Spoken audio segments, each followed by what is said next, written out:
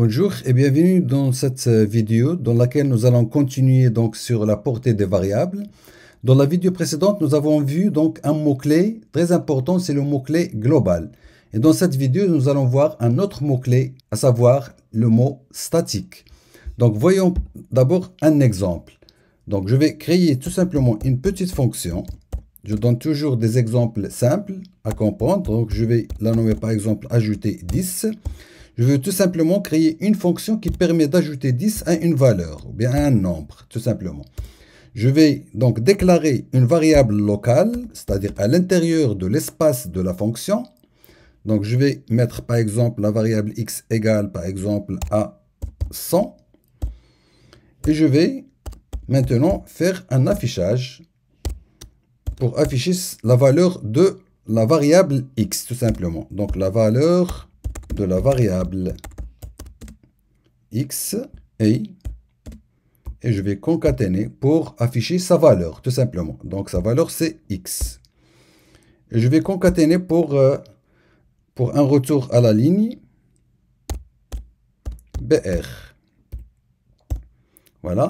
Et je vais ajouter encore une autre instruction qui permet d'ajouter 10 à la valeur de la variable x. Donc, je vais mettre tout simplement x plus égale à 10. C'est-à-dire comme si j'ai écrit x égale à x plus 10. Donc, c'est exactement la même chose.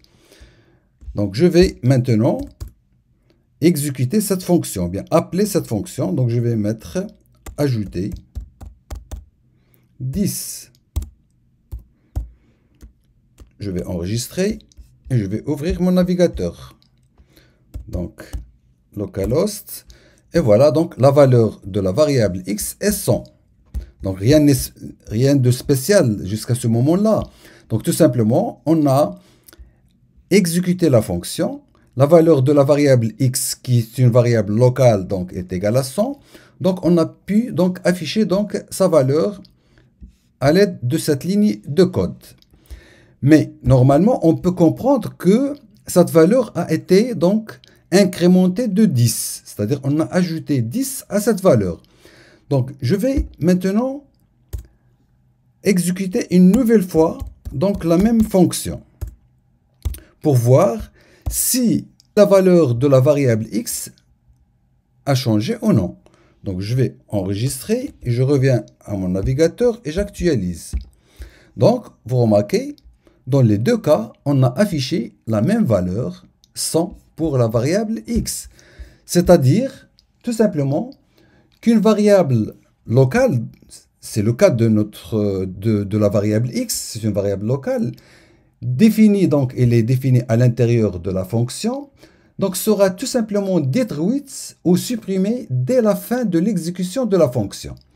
C'est-à-dire, même si ici on a ajouté 10 à la valeur de la variable x, une fois qu'on est sorti de la fonction, c'est-à-dire on a terminé l'exécution de la fonction, pour continuer notre code, ici on a appelé une deuxième fois la fonction, donc comme si on est parti de 0, c'est-à-dire l'ancienne valeur a été détruite.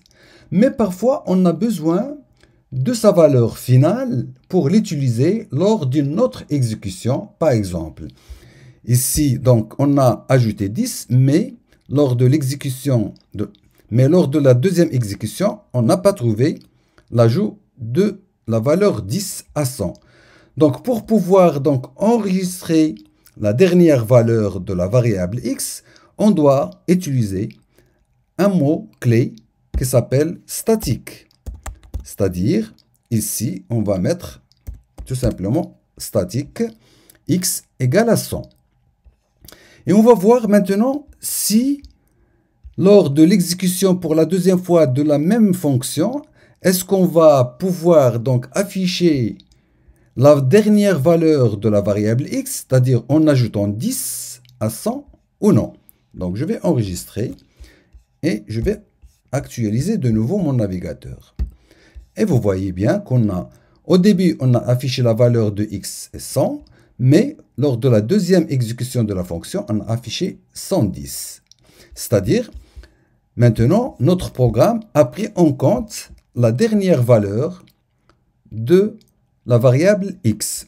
Si j'ajoute par exemple d'autres exécutions de notre fonction, par exemple, comme ça, et j'actualise, donc vous voyez, à chaque fois, on ajoute 10. C'est-à-dire, toujours la dernière valeur de la variable x lors de la dernière exécution, elle est retenue et à partir de laquelle on va ajouter donc la valeur 10, tout simplement.